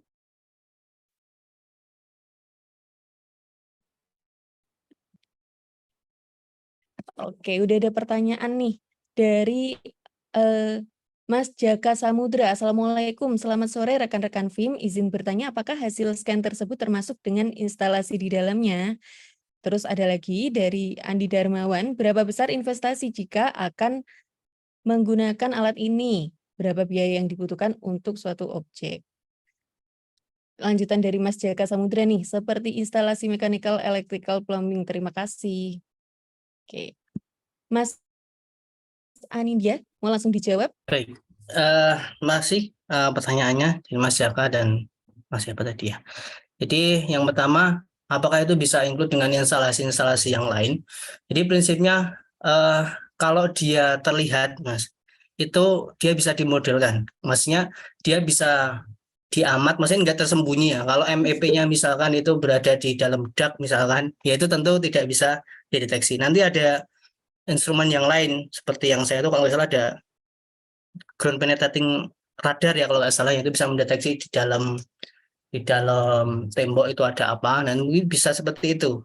Nah itu juga bisa dimodelkan kalau menggunakan GPR-nya. Kalau TLS ini namanya laser itu ya terbatas yang bisa yang terlihat aja gitu, yang dia nggak bisa menembus tembok gitu kan, nggak bisa, atau dia nggak bisa menembus orang juga, jadi nggak bisa melihat yang dalam. Tapi kalau MEP-nya itu terlihat, perpipaannya terlihat, dan ya misalkan itu expose gitu ya, terlihat semua kabel-kabelnya terlihat, gitu, jalurnya terlihat seperti yang di bangunan-bangunan kayak di Singapura atau yang lain yang biasanya terlihat di atasnya itu kipasnya kelihatan, terus pipanya terlihat. Nah itu bisa kerekam nanti Mas, dan itu akhirnya bisa di modelkan. Dan itu memang tujuan BIM ya, kalau tujuan BIM kan memodelkan semua, nggak hanya arsitektural saja kan, tapi juga struktural, mekanikal, elektrikal, plumbing gitu ya.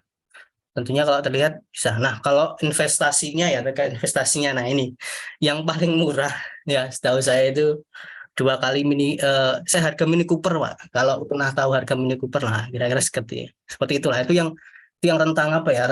Masih rentang dekat sampai medium lah. Kalau rentang jauh untuk yang ditambang itu sewanya aja per hari itu 25 juta Pak, 20 sampai 25 juta per hari. Kalau alat-alat yang tadi saya pakai ini minimal ya 15 atau 12 juta per hari lah Pak. Makanya memang untuk investasinya sangat mahal, makanya di perusahaan yang besar yang berinvestasi ini itu luar biasa ya. Artinya dia concern dengan itu, dan dia mau berinvestasi untuk data yang lebih detail dan cepat gitu ya. Kira-kira seperti itu jawaban saya.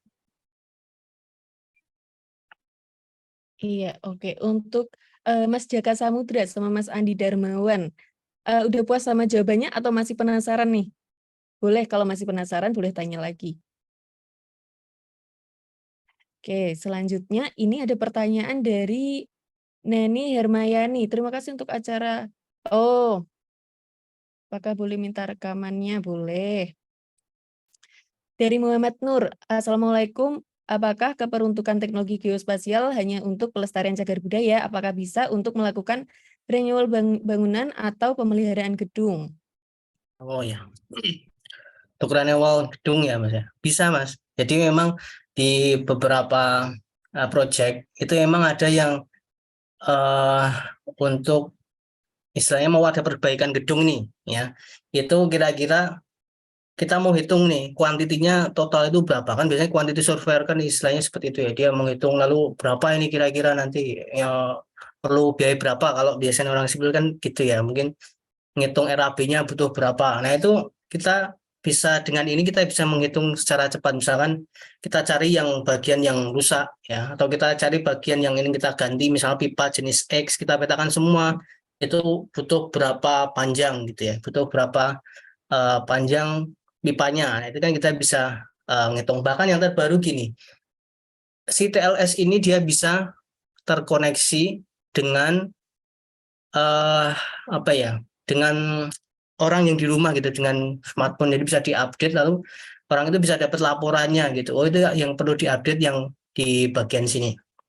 Bahkan kasus juga saya pernah baca juga ada proyek itu yang kaitannya dengan rumah sakit ini. Ini rumah sakit ini mau diperbaiki ini. Nah dia mau tahu ini kira-kira yang apa instalasi yang mau diganti ini total butuh berapa. Nah dia petakan semuanya dulu gedung-gedungnya, kemudian dia identifikasi dari situ dia ukur karena semua terekam, jadi dia tinggal ngepick aja yang mana yang mau diganti gitu. Misalkan pintu ini mau diganti, total berapa, ini pintu ini materialnya apa gitu ya.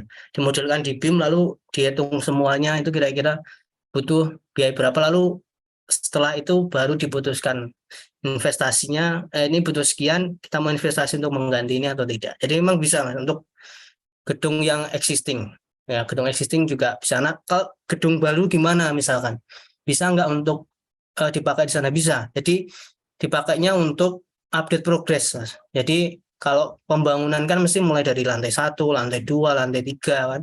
Lantai 1 misalkan progresnya kan kalau dalam bentuk tulisan kan kurang real gitu ya. Maka ini di scan aja, di scan kemudian dia akan bisa tahu yang sudah selesai itu lebarnya berapa, luasnya berapa, daknya sudah sampai mana, decornya sudah sampai lantai berapa, ini sudah kering atau belum, lantainya udah datar atau belum aja bisa diinspeksi juga pakai TLS ini. Jadi untuk lebih ke laporan progres itu bisa pakai TLS. Beberapa kontraktor sebenarnya juga pakai ini gitu ya. Termasuk untuk yang kanal itu juga ada yang update progresnya juga pakai TLS juga ada. Termasuk yang tambang ya, tambang juga ada yang pakai itu untuk update progres. Baik, jadi itu.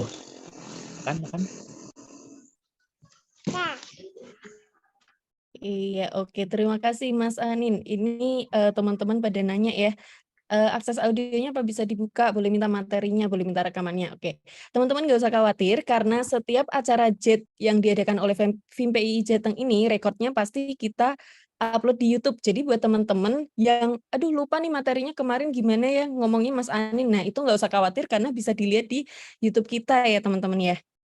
Oke, atau bisa follow Izin, Mbak. Instagramnya FIM PII Jateng. Ya, halo. Izin, Mbak. Ya, monggo Mas Ya, Andi. dari Andi, Mbak.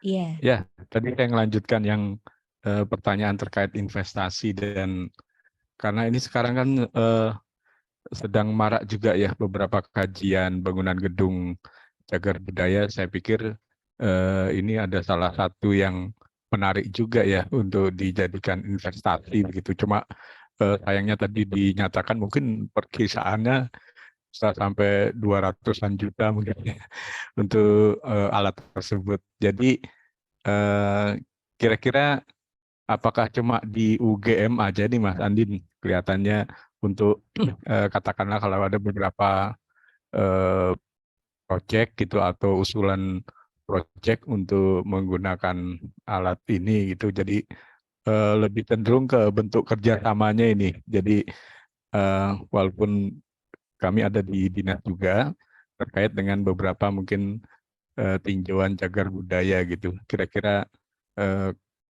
hal-hal apa nih yang perlu diperhatikan bagi kami gitu untuk katakanlah memberikan usulan kepada pemerintah daerah dalam kaitannya untuk ya tadi sebagai database ya, database beberapa bangunan cagar budaya yang ada di beberapa daerah. Itu aja mungkin Mas An bisa memberikan reviewnya kira-kira untuk kita itu katakanlah kalau di dinas, di kabupaten kota yang juga banyak bangunan cagar budaya gitu, bagaimana cara kerjasamanya nih dengan teman-teman di UGM gitu. Terima kasih. Baik, Pak. Mohon maaf tadi Pak, siapa nggih? Andi, Pak Andi. Pak Andi, nggih. Bagus. Ya. Baik Pak, jadi kaitannya dengan kerjasama ya Pak. Jadi memang yang pertama bahwa kalau itu memang sangat terbuka Pak. Jadi di tahun ini sendiri kami ya di sebuah pemetaan yang D4 ini bekerja sama dengan Dinas Kebudayaan DIY Pak untuk memetakan bangunan cagar budaya yang ada di DIY. Tapi beberapa masih sampel ya. kayak masjid gitu, Masjid Kauman atau mana saya lupa. Jadi waktu itu memang saya tidak ikut timnya, tapi teman-teman saya itu melakukan itu dengan skema pendanaan matching fund waktu itu, matching fund dari Kemdikbud, Dirjen Vokasi. Jadi kami memang melakukan itu untuk tahun ini dan dibuat Habim seperti tadi, lalu diserahkan ke pemerintah daerah. Jadi memang pada prinsipnya kalau ingin ada kerjasama seperti itu Pak, kalau memang mendokumentasikan ini kemana, ya itu bisa Pak, misalkan nanti kolaborasi dengan teman-teman yang ada di pemerintahan di sekolah vokasi ini, itu bisa. Nah, kemudian untuk kaitannya dengan masukan untuk pemerintah daerah ya Pak ya. Jadi gini Pak, yang setahu saya itu secara nasional itu ada yang namanya tim ahli cagar budaya nasional Pak.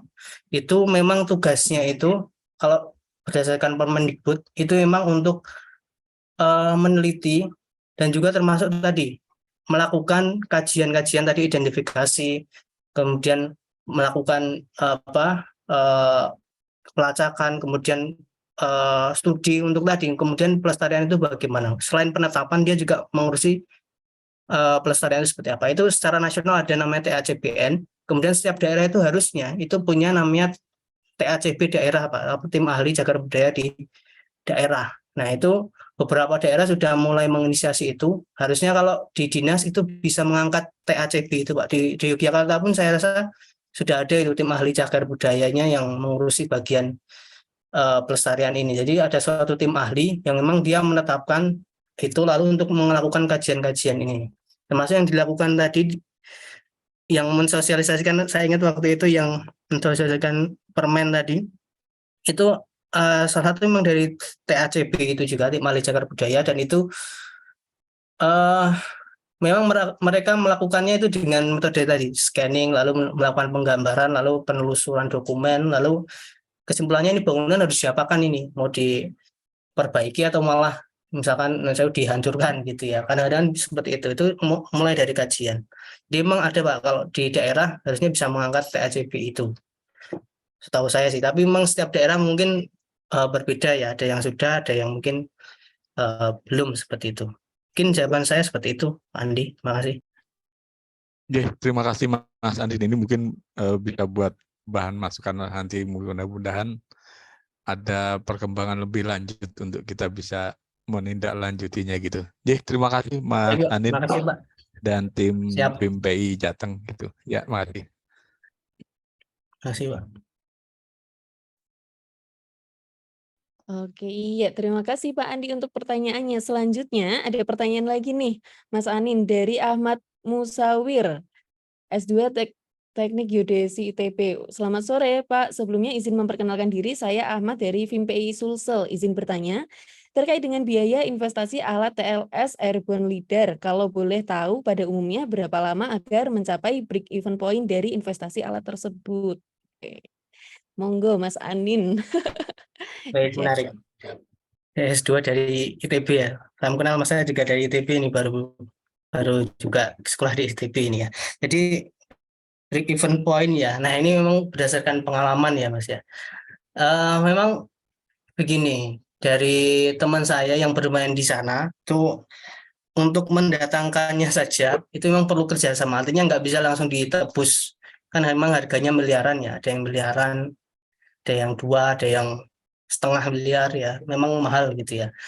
Itu mendatangkannya lewat skema kerjasama, nanti ketika ada project itu mulai dicicil dan seterusnya.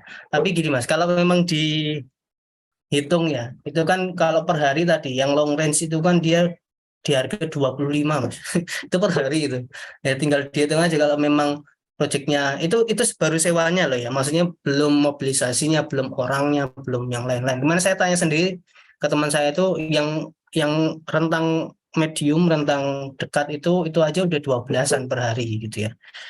Artinya memang ya tinggal dihitung Mas, itu kira-kira 1 tahun 2 tahun nyampe enggak gitu ya.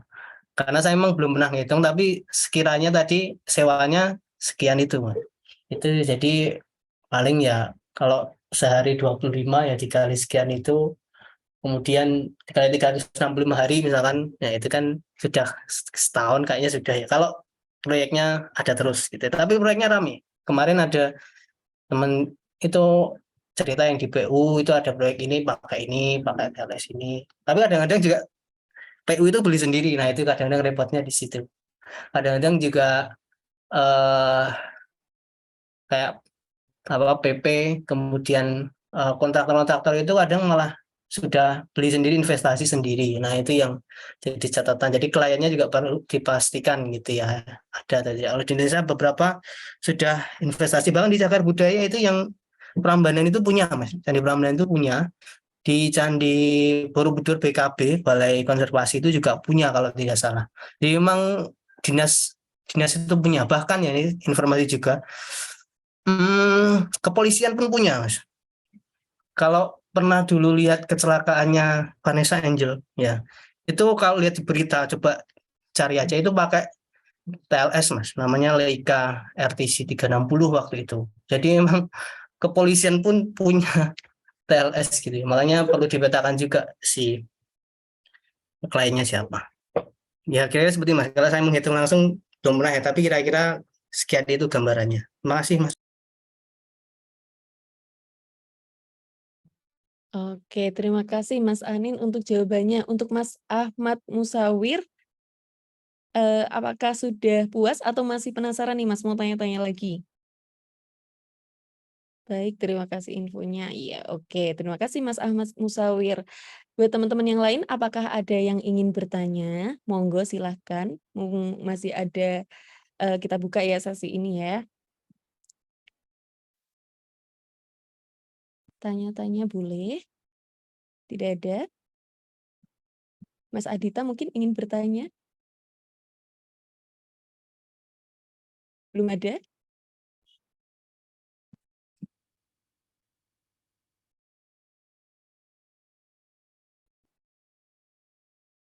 Oke. Nah, sebelumnya kalau misalnya, saya mau tanya dulu nih buat teman-teman di sini, ada yang anggota FIM sama belum anggota FIM nggak? Yang anggota FIM di sini boleh raise hand mungkin?